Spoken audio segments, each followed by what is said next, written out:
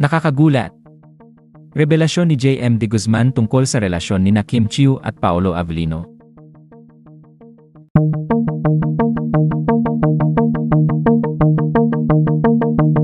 Hanggang ngayon ay marami pa rin ang nagtataka kung bakit masyadong naging natural at makatotohanan ang naging pagganap sa mga eksena ni Kim Chiu at Paolo Avellino. Pero dahil sa revelasyon ngayon ng aktor na si JM de Guzman ay nabigyan ng linaw ang tanong na ito ng publiko.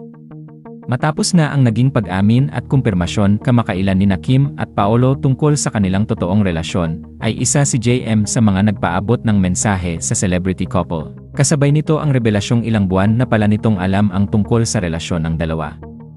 Matatandaan na isa si JM de Guzman sa mga nakasama ni Kim Chiu at Paolo Avellino sa kanilang unang pagtatambal, kung kaya't masasabing isa ang aktor sa mga nakasaksi kung paano nagsimula at umusbong ang relasyon nilang dalawa.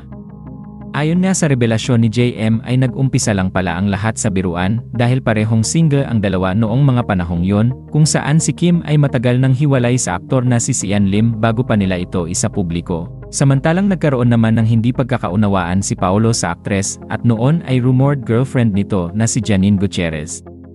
Ayon pa sa pahayag ni JM ay hindi lang niya alam ang dahilan kung bakit pinili ni Kim at Paolo na ilihim muna ang kanilang relasyon noong una, samantalang wala naman magiging problema kung isa sa publiko nila ito, magkagayunman.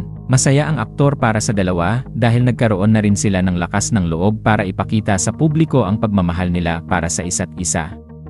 Ano ang iyong reaksyon sa balitang ito? Mag-comment lang ng iyong opinyon, at huwag kalilimutang i-like ang video na ito para manatiling updated sa iba pang mga video. Maraming salamat sa panonood.